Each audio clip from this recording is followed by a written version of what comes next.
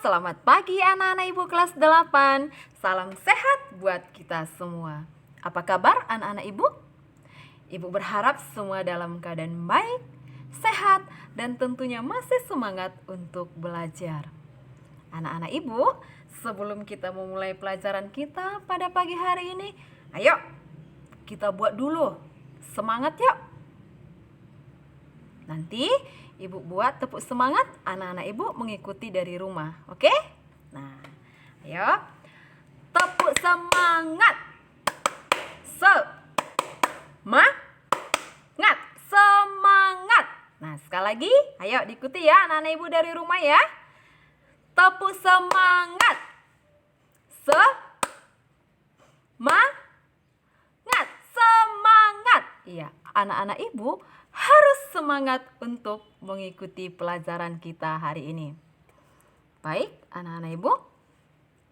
Hari ini Rabu 24 Februari kembali lagi bertemu dengan saya, Ibu Risnawati Malau SD dalam pembelajaran Bahasa Indonesia.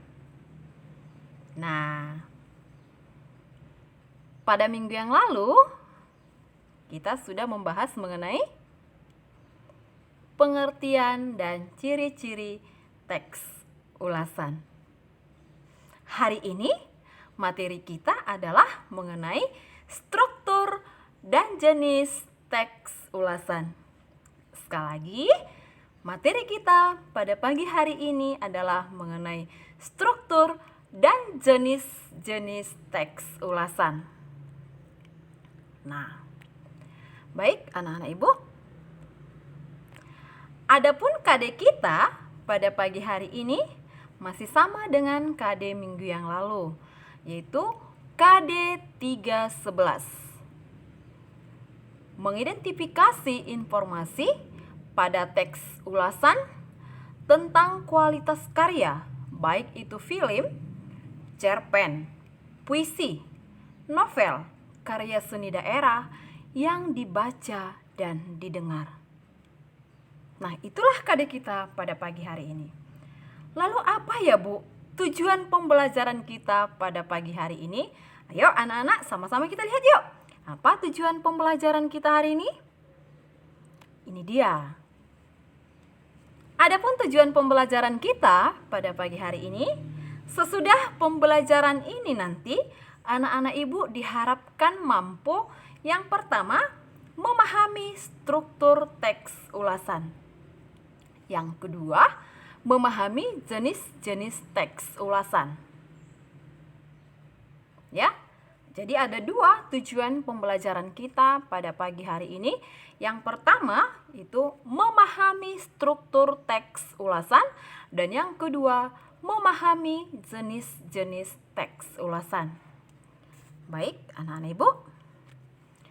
Sebelum kita membahas lebih dalam lagi, apa saja ya yang termasuk ke dalam struktur dan jenis teks ulasan? Ada baiknya kita menyerahkan segala kehidupan kita, segala rencana kita, segala aktivitas kita kepada Sang Pencipta lewat doa kita pada pagi hari ini. Namun anak-anak ibu, biar makin semangat sebelum kita berdoa, ayo kita angkat satu pujian. Yuk anak-anak ibu, ambil sikap yang baik, ambil sikap yang semangat, yang rileks, agar kita bernyanyi bersama. Anak-anak ibu bisa mengikuti ya dari rumah.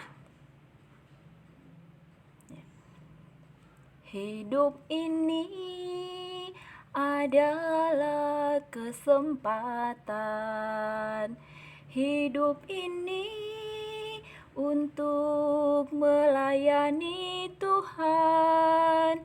Jangan sia-siakan waktu yang Tuhan berikan. Hidup ini harus jadi berkat. Oh Tuhan, pakailah hidupku selagi aku masih kuat. Bila saatnya nanti ku tak berdaya lagi. Hidup ini sudah jadi berkat. Baik anak-anak ibu, semoga hari ini kita bisa menjadi saluran berkat bagi orang lain. Kamu bisa menjadi saluran berkat, terutama buat keluargamu, lewat cara belajarmu yang baik. Sekarang ambil sikap yang tenang, ambil sikap yang hening, ambil sikap yang layak untuk berdoa. Kita tandai diri kita dengan tanda kemenangan Kristus, dalam nama Bapa dan Putra dan Roh Kudus. Amin. Allah Bapa kami yang kami sembah, kami puji, kami muliakan dalam nama anak-Mu Yesus Kristus. Syukur dan terima kasih ya Tuhan, kami haturkan kehadirat-Mu atas segala berkat-Mu, atas segala kasih-Mu yang Kau limpahkan kepada kami. Engkau masih memberikan kami nafas kehidupan, Engkau masih memberikan kami kesehatan, Engkau masih memberikan kami kesempatan untuk ikut ambil bagian dalam pembelajaran hari ini. Tuhan Yesus, sebentar kami akan melanjutkan pembelajaran kami. Hadirlah di tengah-tengah kami, hadirlah di tengah-tengah anak kami. Bukalah pintu hati pikiran anak-anak kami, agar mereka mampu dan semakin bijaksana ya Tuhan, untuk menyerap segala apa materi yang kami sampaikan. Tuhan Yesus, kami juga berdoa buat seluruh Bapak Ibu guru yang saat ini Tuhan melakukan pembelajaran. Baik itu pembelajaran daring, baik itu pembelajaran luring ya Tuhan. Kiranya Engkau memberkati segala apapun yang dilakukan oleh Bapak Ibu guru untuk menyampaikan materi kepada anak-anak. Jadikan kami ya Tuhan menjadi saluran berkat-Mu. Jadikan kami ya Tuhan orang yang menjadi bisa menyalurkan berkat, terutama kepada anak didik kami. Tuhan Yesus, kami juga berdoa buat kedua orang tua kami, orang tua siswa kami, bahkan seluruh ya Tuhan, orang tua yang ada di dunia ini. Kiranya Engkau memberkati mereka, Engkau berikan mereka kesehatan, Engkau berikan mereka rezeki yang secukupnya. Tuhan Yesus, kami juga tidak lupa buat para Bapak Ibu pengurus yayasan kami, yang saat ini juga Tuhan, mereka berjuang untuk mempertahankan yayasan kami ini, agar tetap bisa bertahan dan eksis di mata masyarakat. Berikan roh kemampuan, roh kebijaksanaan, agar mereka semakin mampu dan juga semakin bijaksana ya Tuhan, untuk memimpin kami. Akhirnya Tuhan, ampunkan kami atas segala dosa dan kekurangan kami, agar kami layak menerima segala berkat-Mu. Sama-sama kita doa Bapa kami. Bapa kami yang ada di surga, dimuliakanlah nama-Mu. Datanglah kerajaan-Mu, jadilah kehendak-Mu di atas bumi seperti di dalam surga. Berilah kami rezeki pada hari ini, dan ampunilah kesalahan kami, seperti kami pun mengampuni yang bersalah kepada kami. Dan janganlah masukkan kami ke dalam pencobaan, tetapi bebaskanlah kami dari yang jahat. Santo Yohanes Don Bosco, doakanlah kami. Amin. Dalam nama Bapa dan Putra dan Roh Kudus. Amin. Baik, anak-anak ibu, semoga seperti lagu tadi, kita bisa menjadi saluran berkat bagi orang lain. Anak-anak ibu bisa menjadi saluran berkat buat keluarga lewat mengikuti pembelajaran hari ini dengan baik. Kita lanjutkan. Apa saja itu yang termasuk ke dalam struktur teks ulasan? Ada berapa ya struktur teks ulasan tersebut? Ayo sama-sama kita melihat di sini. Nah, teks ulasan itu yang pertama strukturnya itu ada orientasi. Orientasi, ya. Jadi struktur yang pertama dari teks ulasan adalah orientasi. Apa itu Bu orientasi? Nah, orientasi itu sendiri merupakan bagian pertama yang menjelaskan tentang gambaran umum sebuah karya. Nah, sekali lagi, orientasi merupakan bagian pertama yang menjelaskan tentang gambaran umum sebuah karya, baik itu film, drama, ataupun buku yang akan diulas. Ya, jadi bagian orientasi ini memberikan penjelasan kepada pembaca mengenai apa yang akan diulas. Jadi ini gambaran utama, gambaran pertama sekali, ya. Artinya dengan membaca orientasi, ya, dari struktur teks ulasan itu kita akan mengetahui kira-kira apa yang akan dibahas nanti pada bagian selanjutnya. Jadi ini masih gambaran umum. Ya, ibarat ini film ataupun sinetron, ini masih cuplikannya. Belum ya sinetron yang aslinya atau cerita aslinya, belum film yang aslinya, tapi masih hanya cuplikannya saja, gambaran umum. Tetapi anak-anak ibu, dari orientasi ini kita sudah mengetahui kira-kira apa nanti yang akan dibahas pada bagian-bagian selanjutnya, seperti itu. Jadi orientasi itu merupakan bagian pertama yang menjelaskan tentang gambaran umum sebuah karya, baik itu berupa film, drama, buku yang akan diulas. Itu dia struktur yang pertama. Jadi struktur yang pertama itu adalah orientasi. Baik, yang kedua, nah, kalau tadi pada struktur yang pertama ada orientasi, pada struktur yang kedua itu ada tafsiran. Tafsiran, namanya tafsiran, menafsir, ya kan? Bukan menaksir ya, menafsir, tafsiran dia, ya kan? Oke. Tafsiran merupakan bagian yang berisi penjelasan detail mengenai sebuah karya yang diulas. Sekali lagi, tafsiran merupakan bagian yang berisi penjelasan secara detail. Kalau dikatakan secara detail, secara menyeluruh. Kalau tadi kan pada bagian orientasi itu kan masih hanya gambaran umumnya saja, ya. Tetapi pada bagian tafsiran itu merupakan bagian yang berisi penjelasan secara detail mengenai sebuah karya yang diulas. Misalnya, berisi bagian-bagian dari hasil karya, keunikan karya tersebut, keunggulannya di mana, kualitasnya di mana. Nah, itulah yang ada pada bagian tafsiran. Ya, itu yang ada pada bagian tafsiran. Ya.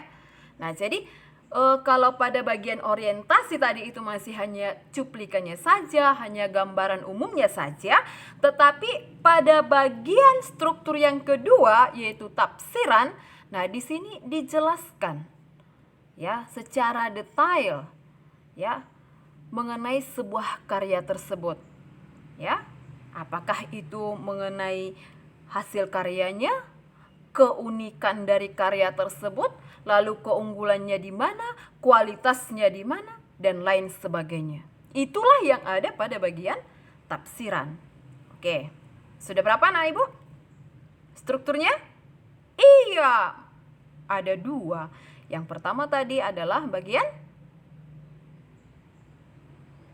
ayo, apa yang pertama? Lupa. Ayo, apa bagian yang pertama? Ayo, anak-anak ibu. Masih hanya dua. Sudah lupa. Oh, nanti disimpulkan, Bu. Iya. Ya. Itu dia bagian orientasi tadi kan? Nah, lalu tafsiran. Baik. Yang berikut. Struktur yang ketiga itu ada evaluasi. Ya. Ada evaluasi. Nah, pada bagian evaluasi, namanya evaluasi, ya kan? Nah, ada orientasi tadi, ya kan? Ada tafsiran, lalu ini ada evaluasi. Namanya evaluasi. Ya, anak-anak ibu, kita sering diberikan evaluasi, ya kan? Evaluasi itu memberikan penilaian, ya. Kita sering misalnya ibu pada minggu-minggu sebelumnya Ibu membuat ulangan harian pertama, ulangan harian kedua, itu kan Ibu memberikan evaluasi kepada kamu.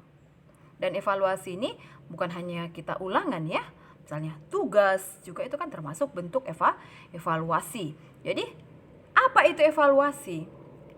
Pada struktur yang ketiga dalam teks ulasan.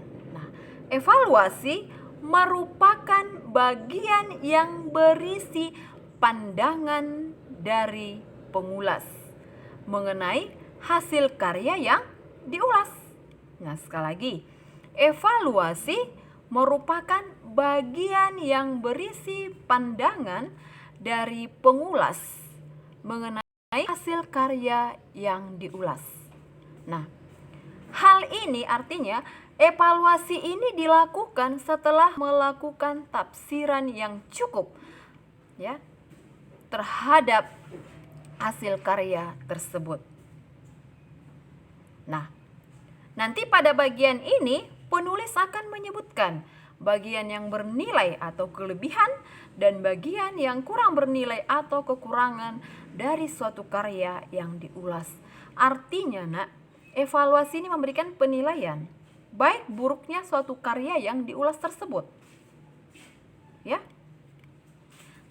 Tadi kan pada bagian orientasinya sudah dijelaskan gambaran umumnya. Lalu pada bagian tafsiran dibahas di sana secara detail, ya kan? Mulai dari keunikan, keunggulan, kualitas seperti apa karya yang diulas itu. Lalu di sini saatnya pada struktur yang ketiga, bagian evaluasi, di sini saatnya si pengulas memberikan penilaian. Ya, mana karya di situ yang lebih, artinya memiliki kelebihan, lalu di mana itu yang kekurangannya, seperti itu dia. Itulah pada bagian evaluasi. Oke, baik. Sudah berapa? Iya, ada 3. Ya, kita lanjutkan pada struktur berikutnya, itu ada rangkuman atau kesimpulan. Nah, rangkuman merupakan bagian yang berisi kesimpulan dari ulasan terhadap suatu karya. Ya, namanya rangkuman atau kesimpulan. Ya, bagian yang berisi kesimpulan dari ulasan terhadap suatu karya.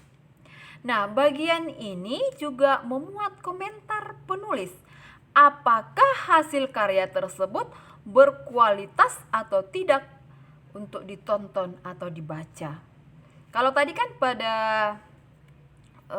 bagian evaluasi kan sudah diberikan penilaian, sudah dibuat penilaian mana kelebihannya, mana kekurangannya. Lalu pada bagian rangkuman atau kesimpulan akan disimpulkan mana lebih banyak yang kelebihannya atau kekurangannya, atau kita katakanlah mana lebih banyak di situ dampak negatif dan positifnya. Lalu nanti akan diambil kesimpulan, oh ini layak untuk dibaca, oh ini kurang bagus untuk ditonton, seperti itu dia. Nah, itu pada bagian rangkuman. Ya, ibarat sinetron ya, sinetron bukan film. Ya, kalau sinetron itu kan terdiri dari beberapa episode atau episode. Tetapi kalau film itu hanya terdiri dari satu episode sekali tayang sampai dengan akhir, seperti itu. Nah, sebelum itu nanti dipublikasikan ke masyarakat, itu kan ada seperti di negara kita ini kan ada LPI, Lembaga Perfilman Indonesia. Maka kan sebelum itu nanti dipublikasikan, mereka memilah dulu ya mana yang layak untuk dipublikasikan atau ditonton oleh masyarakat, seperti itu. Makanya ada Lembaga Perfilman Indonesia. Kan kalau misalnya kita menonton film atau menonton sinetron ya, sebelum itu sinetron atau film itu diputarkan, dibuat di situ film ini sudah lulus sensor dengan nomor sekian sekian sekian, kan gitu ya, atau sinetron ini sudah lulus sensor dengan nomor sekian sekian ya. Nah, artinya Lembaga Perfilman Indonesia sudah memilah ya dari cerita aslinya ya, dari skenario aslinya itu sudah dipilah itu mana yang harus dibuang atau tidak diikut sertakan, mana yang harus disertakan. Akhirnya setelah mereka memilah, lalu dibuat suatu kesimpulan, inilah yang layak untuk ditonton oleh masyarakat, seperti itu. Ya. Nah, jadi bagian rangkuman atau kesimpulan ini ya, di sini nanti akan dibuat suatu kesimpulan apakah memang karya tersebut layak untuk ditonton ataupun layak untuk dibaca. Lalu kalangan usia berapa yang layak untuk nonton dan juga untuk membaca, seperti itu kan. Nah, sama dengan cerita, novel-novel itu kan ada bagian editornya ya. Selain mereka mengedit ya atau menyunting bagian-bagian ejaannya di sana, juga mereka harus melihat ceritanya. Lalu dikemas sesudah diedit, dipilah, disunting, dikemaslah menjadi satu cerita, lalulah dipublikasikan kepada masyarakat. Nah, jadi anak-anak Ibu, itulah yang termasuk ke dalam struktur teks ulasan. Nah, ada berapa tadi? Sampai di situ dulu. Sebelum kita melanjutkan ke jenis-jenis teks ulasan, ada berapa tadi strukturnya? Iya, ada 4, ya kan? Ada orientasinya, ada tafsirannya, ada evaluasi, dan juga ada rangkuman ataupun kesimpulan. Jadi ada 4 itu struktur dari teks ulasan. Nah, sekarang anak-anak Ibu, kita lanjutkan mengenai jenis-jenis teks ulasan. Baik. Nah, apa saja itu jenis teks ulasan? Ini dia teks ulasan yang pertama. Sama-sama kita melihat yuk. Jenis teks ulasan yang pertama yaitu ada teks ulasan informatif. Teks ulasan jenis ini berisi gambaran singkat, padat, dan umum suatu karya. Resensi atau ulasan jenis ini tidak menyampaikan isi karya secara keseluruhan, namun hanya memaparkan bagian yang penting saja dan menekankan pada kelebihan dan kekurangan karya tersebut. Itulah jenis teks ulasan informatif. Jadi, artinya di sini anak-anak Ibu, pada jenis teks ini ya, tidak menyampaikan isi karya secara keseluruhan, tapi yang paling menonjol di sini adalah yang dipaparkan adalah bagian yang penting saja dan menekankan pada kelebihan dan kekurangan karya tersebut. Nah, baik, yang berikutnya. Yang kedua, itu ada teks ulasan deskriptif. Apa anak Ibu? Iya, betul sekali. Teks ulasan deskriptif. Anak-anak Ibu, semangat ya. Nah, teks ulasan deskriptif merupakan jenis teks yang berisi gambaran detail pada tiap bagian suatu karya. Teks ulasan ini biasanya dilakukan pada suatu karya fiksi untuk mendapat gambaran jelas tentang manfaat, pentingnya informasi, dan kekuatan argumentif yang dituangkan penulis pada sebuah karya. Nah, kalau pada jenis teks ulasan informatif tadi, itu kan tidak mengulas secara keseluruhan, hanya bagian yang penting saja dan lebih menekankan pada bagian kelebihan dan kekurangan dari karya tersebut. Nah, pada teks ulasan deskriptif ya, ini berisi gambaran detail ya, mendetail berarti secara keseluruhan ya pada tiap bagian suatu karya. Teks ini juga biasanya dilakukan pada suatu karya fiksi untuk mendapat gambaran jelas tentang manfaat, pentingnya informasi, dan kekuatan argumentif yang dituangkan pada sebuah karya. Itu dia jenis teks yang kedua. Sudah berapa anak-anak Ibu? Iya, sudah ada 2. Yang pertama tadi informatif dan yang kedua deskriptif. Oke, baik. Kita lihat yang berikutnya. Yang ketiga, teks ulasan kritis. Kritis, ya. Kritis, ya. Dalam hal ini berbeda dengan kritis ketika kamu sakit di rumah sakit, ya. Nah, teks ulasan yang ketiga yaitu teks ulasan kritis. Teks ulasan jenis ini berisi ulasan suatu karya secara terperinci dengan mengacu pada metode atau pendekatan ilmu pengetahuan tertentu. Teks ulasan ditulis secara objektif dan kritis, bukan berdasarkan pandangan subjektif dari penulis ulasan. Ya, kritis. Ya, secara terperinci, jelas di sana, ya kan? Nah, dan dalam hal ini, ya, teks ini harus ditulis secara objektif dan kritis, bukan berdasarkan pandangan subjektif. Sama ketika Bapak Ibu gurumu memberikan penilaian itu harus objektif, artinya menyeluruh, sama untuk semua, bukan secara subjektif. Kalau itu subjektif, ya, berarti misalnya kalau yang satu marga dengan Ibu, yang nilainya 60 jadi 90. Atau misalnya yang tidak satu marga dengan Ibu, atau Ibu kurang suka dengan orang tersebut, yang 90 jadi 60. Itu kalau subjektif. Jadi Bapak Ibu gurumu memberikan penilaian itu juga harus objektif. Nah, itu dia jenis teks ulasan yang ketiga. Ya, baik anak-anak Ibu.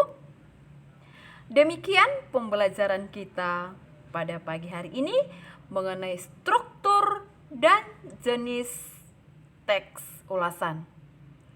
Namun sebelum kita menutup pembelajaran kita pada pagi hari ini, ayo sama-sama kita membuat kesimpulannya dulu. Karena kita mengingat tadi apa? Tujuan pembelajaran kita? Apa Ibu katakan tadi di awal? Tujuan pembelajaran kita ada dua. Apa yang diharapkan sesudah pembelajaran ini? Ya, mampu memahami struktur teks ulasan, dan yang kedua, mampu memahami jenis-jenis teks ulasan. Maka sebelum kita tutup pembelajaran kita pada pagi hari ini, ayo anak-anak Ibu, sesuai dengan tujuan pembelajaran kita tadi, ayo kita buat kesimpulannya yuk. Apa yang bisa kita simpulkan dari materi kita hari ini? Ya, yang pertama itu struktur teks ulasan ada 4. Ya kan? Yang pertama itu tadi ada orientasi. Yang kedua, ya betul sekali, tafsiran. Yang ketiga, iya benar, evaluasi. Dan yang keempat, iya rangkuman atau kesimpulan. Itulah dia struktur teks ulasan. Lalu tujuan pembelajaran kita yang kedua apa? Memahami jenis-jenis teks ulasan. Ada berapa jenis teks ulasan tadi? Iya, ada 3. Yang pertama, teks ulasan informatif. Bagus. Yang kedua, iya, teks ulasan deskriptif. Dan yang terakhir, apa itu? Iya, teks ulasan kritis. Nah, jadi itulah kesimpulan pembelajaran kita pada pagi hari ini. Sebelum Ibu menutup pembelajaran kita, seperti biasa, Ibu akan memberikan pantun kepada anak-anak Ibu. Pantun ini adalah pantun untuk memotivasimu lebih giat lagi untuk belajar.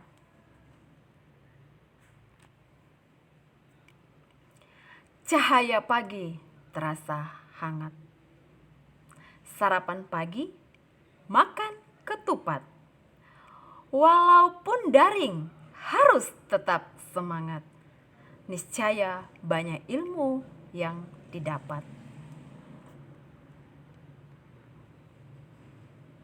Tahukah kamu buah kemumu? Jenis mangga untuk jamu. Giat belajar menuntut ilmu, walau daring tak boleh jemu. Demikian pembelajaran kita pada pagi hari ini. Tetap semangat, Tetap Ibu ingatkan, patuhi protokol kesehatan, setidaknya melakukan 3 hal berikut. Yang pertama, diam di rumah saja. Artinya kamu tidak perlu keluar rumah kalau tidak ada urusan yang penting. Yang kedua, selalu menggunakan masker apabila kamu keluar rumah. Dan yang ketiga, jaga kebersihan. Dan yang paling utama, tetap berdoa agar COVID-19 segera berlalu. Tetap jaga kesehatan, jadilah saluran berkat bagi orang lain. Terima kasih buat perhatian anak-anak Ibu. Salam sehat buat kita semua.